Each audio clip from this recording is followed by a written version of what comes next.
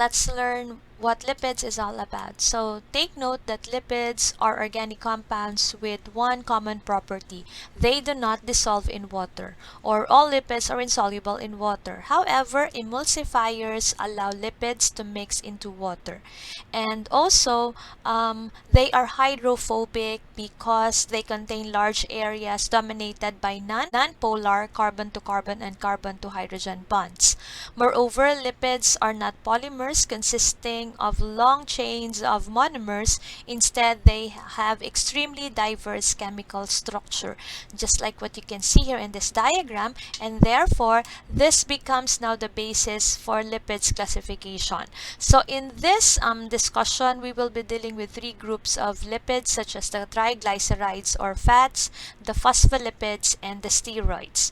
So these are the functions of lipids. So as fat, it is for energy storage molecule, and it becomes insulators against heat loss and cushions the tissue for organs. As oils, they are generally something that is found in our diet. However, they are converted to fats in our bodies and therefore function as a nutrient.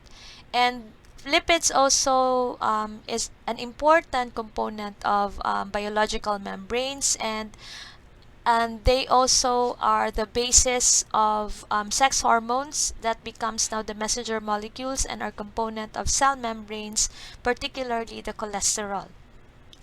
Now let's dig into the first group of lipids. We have the triglycerides. So triglycerides are more commonly known as fat. So this is for energy storage and insulation. It cushions our vital organs and is formed from one glycerol molecule reacted with three fatty acid molecules through a condensation synthesis reaction. And take note that fat or triglyceride is made up of two basic units. We have the glycerol and the fatty acid. So glycerol is a 3-carbon molecule, and this forms now the backbone of triglyceride. And the fatty acid, on the other hand, consists of 3 long hydrocarbon chains. Labels divide these fats into two units, or to two groups. We have the saturated and the unsaturated fat. So I know that you are familiar with this because you can see it on the food labels. So take note, class, that the degree of saturation is a measure of fatty acids' hydrogen content.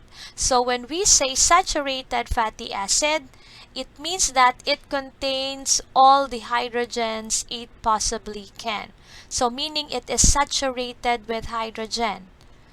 So there is single bond present. So these single bonds connect all the carbons, and each carbon has 2 hydrogens attached to it. So remember that saturated fatty acid or saturated fat has no double bonds, and animal fats are saturated and tend to be solid at room temperature, just like what we have here in this example.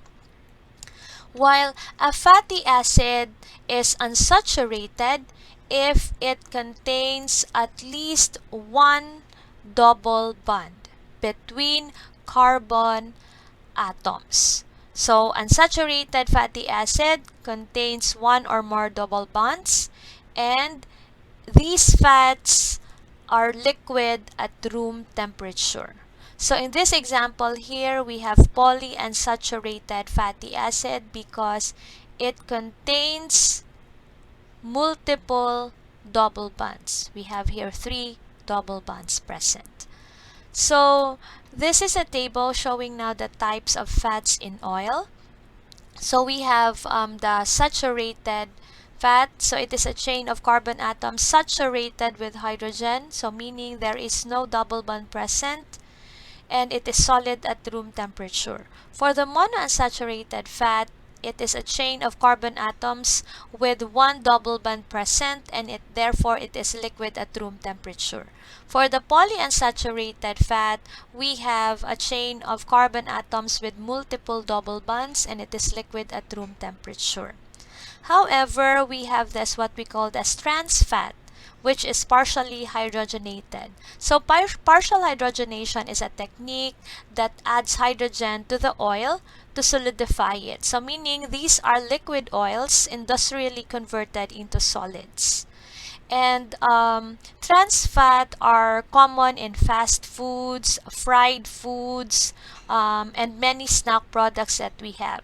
So these trans fats tend to raise the risk of heart diseases even more than saturated fat. So a healthy diet, class, should be as low as possible in trans fat. So to recall, these are the properties of fats and oils. So remember that an oil is a mixture of triacylglycerol or triglyceride that is liquid because it contains a high proportion of unsaturated fatty acid. So meaning there are double bonds present in the fatty acid chain. And a fat is a mixture of triglycerol or triglycerides that is solid because it contains a high proportion of saturated fatty acid. So meaning there is a single bond between carbon atoms. So the next group is the phospholipids. So phospholipid is the major component of cell membranes or biological membranes. So we have here in this diagram, we have the cell membrane. So a cell membrane is made up of two phospholipid molecule. If we try to get one of these molecule, so this is the part of a phospholipid molecule. So take note that the phospholipid molecule contains a polar head that is hydrophilic. It contains organic molecule and a phosphate group. While the tail, this yellow portion here, the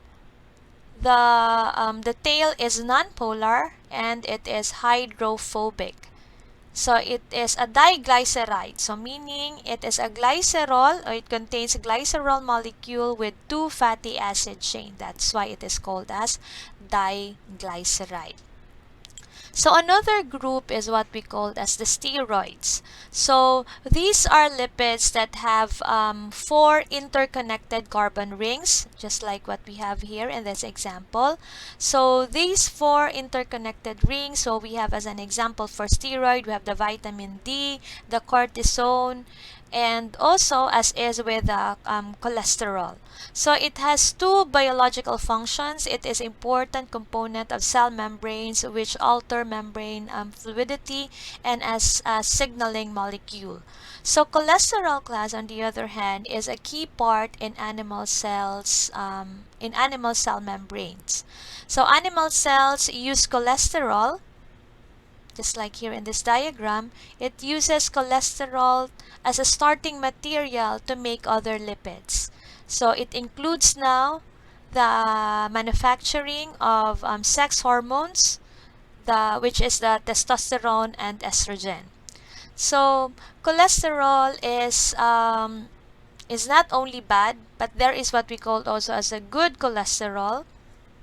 So cholesterol can be good or what we refer to as the high density lipoprotein, and we also have the bad cholesterol, which we refer to as the low density lipoprotein. So the bad cholesterol, it stores now the cholesterol in our blood arteries, while the good cholesterol, it tends to regulate now the low density lipoprotein storage.